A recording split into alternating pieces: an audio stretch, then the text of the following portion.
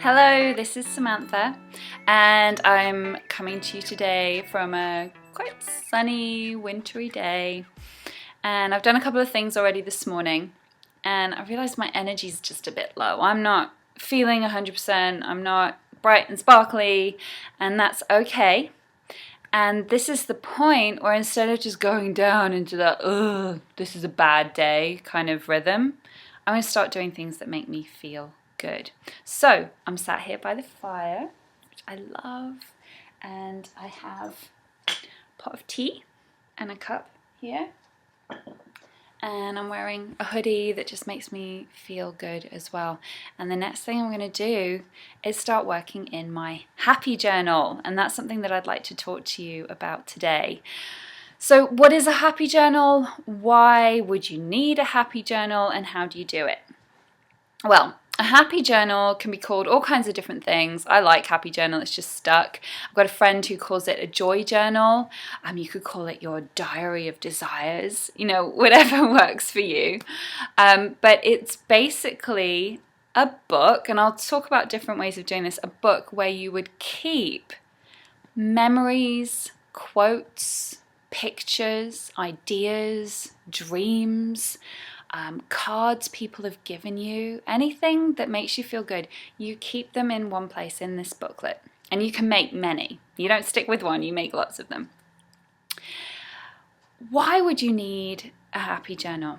Well, there was a time when I was living in Russia, about a year and a half ago, maybe 2 years now, and I wasn't feeling so good. It had been going on for a couple of weeks, and I was just steadily, just not feeling so great, and I just couldn't pull myself out of it. I don't know about you, but sometimes I enjoy being in my funk. I enjoy that place. Of course I want to feel better. It feels better to feel better, but it was just getting more and more difficult. And I realized I hadn't been working on my happy journal for those couple of weeks. Interesting, okay? So there it is, just lying on my coffee table. And I decided, okay, well, I'll just pick it up and just have a look in it. And then I start looking and I'm reading, and I couldn't help but feel better. I couldn't help but start feeling good. It shifted my energy.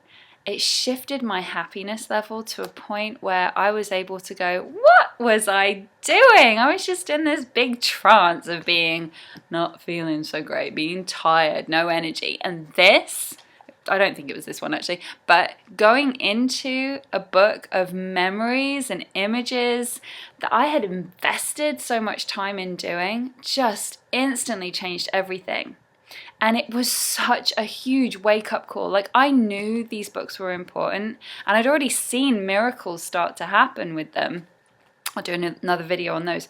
But I hadn't had it proven to me so succinctly, so obviously how important the happy journal was to me. And I was just so grateful at that point to have that wisdom, I guess. I'd been using them, but you're using them when you feel good, and it's like, yeah, of course, I feel good and I'm doing a happy journal.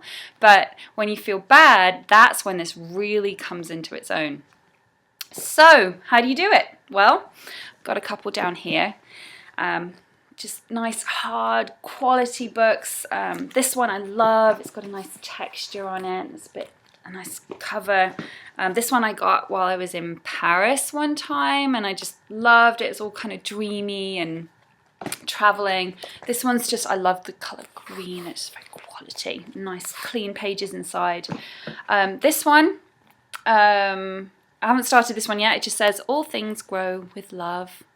And I love the idea of that as well, just something that inspires you, something that feels good. I would probably not go down to the dollar store or a pound shop to go and buy a cheap notebook. You want to go into something that means something to you, that feels quality, feels good and reassuring and sturdy when you go into it, something you want to pick up and look at, not just any old cheap notebook. The next thing you'll need is some pens. So I have colouring pens because I love to colour things in and draw them. If you've got a pencil, that's fine. I was to say, like, this has to happen any way that makes you feel good. So if you're a writer, just write stuff. If you like to express yourself by drawing, then just draw. If you don't feel creative and you just want to stick pictures in, do that. So I like to do a bit of everything. I like to create my environment, my creative environment. It means I just spread everything out and get really messy, but I do tidy up. So pens, you know, a nice selection there. I like to have magazines, so obviously you got to have your glue and your scissors. Really, really important for me. And then I have lots of things here. Somebody gave me a calendar actually this year, which I'm probably not going to hang up, but it's great because it's got lots of, it's tropical islands, you know, and I do love beaches and islands and all those kinds of things. So I can start using the images from this, stick them in there, just draw little stick people of me in the pictures, and I just imagine being there. I've got all kinds of things already prepped to go in there. Drinking champagne somewhere. I've got just nice pictures, all kinds of things I've cut out ready to go in there.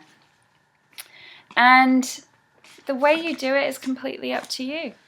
Completely up to you. The only kind of rule I'd want to give you is you just do it.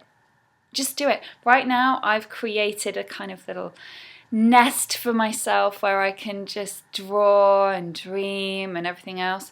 But sometimes I'll just remember something and I'll stick it in there, a memory or something. I'll just go put it in there and it'll be very quick.